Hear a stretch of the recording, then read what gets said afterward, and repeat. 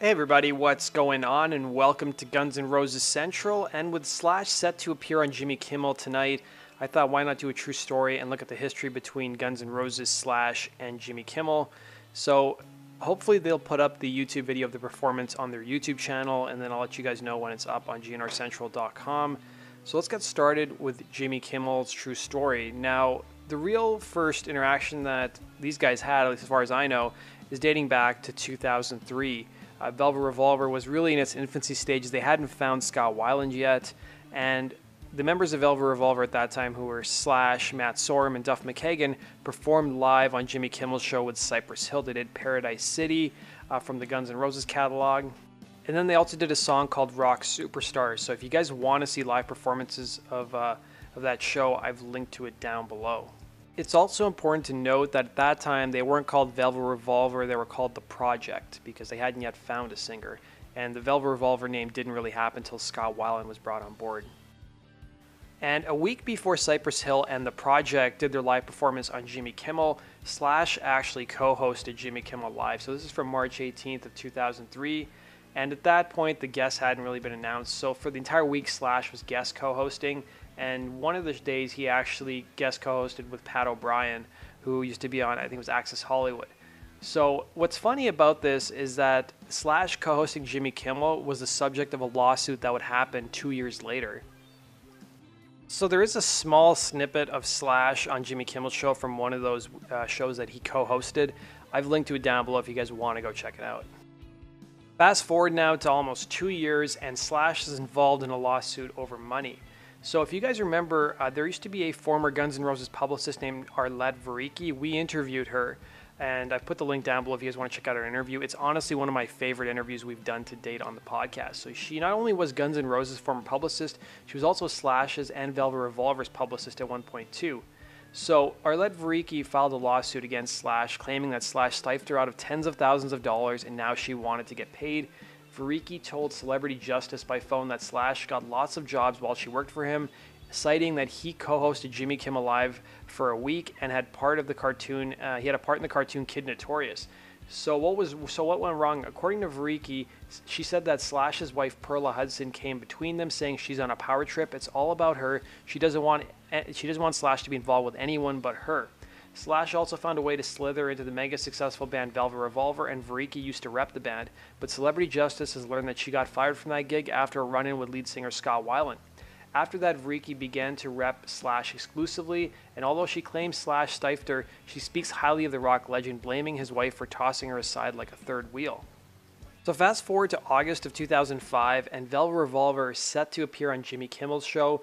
They're going to be playing the song Come On, Come In live for the first time on Kimmel, but it's abruptly canceled due to an injury that drummer Matt Sorum was dealing with. So according to Brave Words, Matt Sorum recently fractured his hand in a recent boating accident. So due to the extent of his injury, Sorum was not able to perform with the band on their upcoming tour, and they also had somebody fill in for Matt Sorum. So Billy Idol drummer Brian Tichy, who was also in Slash's Snake Pit, Gilby Clarke's band, and Pride and Glory, would be filling in for Matt. So according to Brian Tichy, he said he hadn't personally talked to Matt Sorum, so he didn't know anything firsthand, but they said he was water skiing and he wiped out. I think it was something like the rope yanked on a finger. I'm not even sure which one.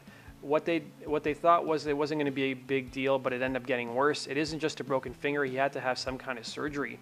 So Brian Tichy talked a bit about how he got the call. He said everybody knows everybody in the Billy Idol and Velvet Revolver camps, the crew, the techs, the musicians. We were just in Europe together. When I played with Slash in '95 in Snake Pit, some of the guys on tour are still with Slash, like his guitar tech.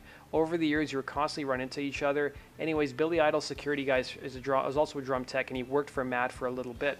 Basically, Duff McKagan's tech called our security guy and said, tell Brian to call Slash. So I called Slash, and that really was it. Slash said, Matt will be fine in a little while, but right now it doesn't look good and we can't cancel these shows. I think we knew we had a break coming up from the Billy Idol tour because they were scrambling for drummers and they wanted everybody who could sing. I've been watching a live DVD to get the show together, and Matt does a lot of backup vocals. He does a lot of higher stuff. It's a cool thing going on in, and if it's not there, it's missed. I don't have Matt's voice, but I'm doing my best with all the background parts that he sings live. I got the CD and started listening to it, writing down notes, flew into LAX, and literally went in from the airport to the rehearsal. He'd also revealed that before he got the gig, he hadn't really listened to Contraband. He was familiar with the singles, but that was basically it. And what's funny is this is the second time he'd be filling in for Matt Sorum, because Matt Sorum played on Slash's first Snake Pit record, but he did not tour with them. But he said, I've already done this with Matt as far as learning his parts in Snake Pit 95. He did the record, and I did the tour, so I'm totally familiar with Matt's drumming. I just got to be smart about it. Matt did what he did for a reason. I don't go there like, oh, I'm just jamming with Velvet Revolver. I want to stick to what was going on in the band, and they've been touring for 14 months, so I'm sticking to the storyboard. So he played 7 shows with Velvet Revolver from August 11th to the 21st before heading out with Billy Idol again later that month. So a month later, Velvet Revolver's Matt Sorum reported and gave an update on his hand injury. So he told all the Velvet Revolver fans that he was very grateful for all their messages, and he shed some more light on exactly how the injury happened. He said, it was just a week before the tour when I went to my mom's house on Lake Havasu near the Colorado River. I was water skiing when I had a freak fall on the water skis by getting tangled in the ski rope and being dragged. Not even realizing anything was seriously wrong, nor broken until the following morning. When I woke, my hand was as swollen as a football. I went straight to the local clinic for x-rays. I was stunned when I heard the news. I had fractured my hand, breaking the smallest finger on my right hand. Calling my managers, I headed back to Los Angeles for an expert bone analysis. I went to hand specialist Dr. Miles Cohen at the Cedars-Sinai Hospital. Dr. Cohen has been working with bones for 40 years. At first he thought I might be ready to perform by Ozfest and only out for a few days. Then after a week of wearing a cast and trying to heal naturally, it turns out it wasn't healing properly. So he decided I needed surgery. I was afraid because I never dealt with any trauma to my hands before, and the drums are my life, and this scared me. But I was in good hands, no pun intended. He inserted a pin from my pinky to my wrist. I'm doing well and on the road to recovery.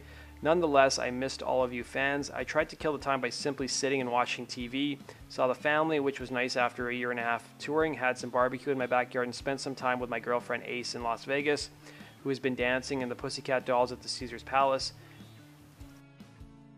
So fast forward now to 2007, Donatella Versace is on Jimmy Kimmel's show, and they talk a bit about Axl Rose. So she was a guest on the show on February 6, 2007, because Versace was being inducted into the Fashion Designers Hall of Fame. Jimmy Kimmel mentioned that some of the people that will be present at the awards ceremony, among them was Guns N' Roses, and Donatella mentioned that GNR will perform and that Axl is a very elegant person who loves fashion. So Axl and company would end up playing a 2-song set on Rodeo Drive with Donatella Versace, who was also present. So they played Knocking on Heaven's Door and Sweet Child of Mine to close the event, which honored Gianna and Donatella Versace. So the news of GNR's performance, of course, was broken on February 6th during her appearance on Jimmy Kimmel's show.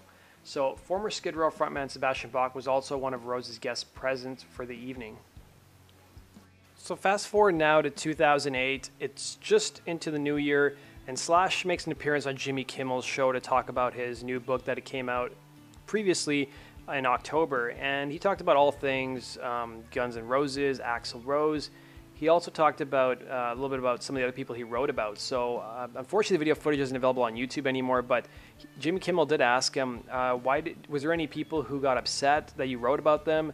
And Slash said, there's a story in there about James Hetfield from Metallica, and I don't talk to him.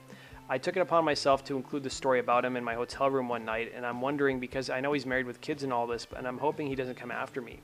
He also talked about his relationship with Axl Rose at that time. He said, we have not spoke, no. You never know. I don't have a crystal ball for the foreseeable future, but as fate will have it, we'll end up in the same room, or maybe never. He's not crazy. He has his own way of looking at things, and that's basically it. I have a genuine affection for the guy that will always be there, but we also hit some very rocky roads along the way and stuff. So I can't say I necessarily miss him, but he was a really interesting, great musician. He was always great to hang out with and all kinds of stuff. So it's regrettable that we ended up going off on such a negative note. I can't say it, I sit around going, God, I miss him. I don't think he's probably doing the same for me, but we had some really cool times together, so I don't hate him. And then a couple of years would go by until Slash would make another appearance on Jimmy Kimmel's show. In 2012, they'd perform the song You're a Lie with Miles Kennedy and the Conspirators. So in late 2012, there's a surprise announcement that Axl Rose is going to do Jimmy Kimmel's show. Now, some people were assuming that the reason he was doing it is because Guns N' Roses were doing their first residency in Vegas, and ticket sales were not that good, so he needed to do a public appearance in order to get some ticket sales going. So there was 10 things we basically learned about the interview, according to Fuse. Axl Rose admitted that he did not regret cornrows. He said the last time he dressed up for Halloween, he was in the era of corn, prompting a grandpa-worthy cornrows Jimmy Kimmel joke. He was also asked about the best year of his life, and he said the last 5 or 6 years, which basically translated to go F yourself, the original members. Axl told Jimmy Kimmel that he keeps a Halloween tree filled with candy in his house.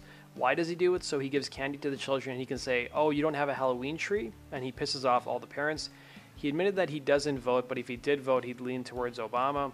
He also said he would run backstage in the middle of a song because he felt like an idiot standing on stage with nothing to do while Slash took his solo. He was also asked about the Neil Young's Bridge School benefit, which GNR performed, and Axl met Young for the first time, and the singer replied, "It went great." And if you guys have seen the performance, it didn't really go great because Axl had strep throat. He also said that he had 2 pairs of tickets for each person in the audience under their seats, and also had a Tommy's burger truck to feed the crowd. Axl also did not stay for the follow-up guest on the talk show, but guitarist Bumblefoot did. Now, the most interesting thing to come out of the Axl interview was Perla's reaction to the whole thing. Now, Perla, for those who don't know, is Slash's ex-wife, and now they're officially divorced at the time of recording this. So she told US Weekly that I was waiting for something enlightening and all I got was promotion for a show and his evident affinity for a chili burger, Hudson told US Weekly. She said, "Where's the love, Axl? And I stayed up for this. Sex, drugs, and chili dogs. Long live Axl Rose and a Halloween tree." Perla also went on to say that he's had a Slash, a Buckethead, and a Bumblefoot, and evidently way too many Tommy's chili burgers.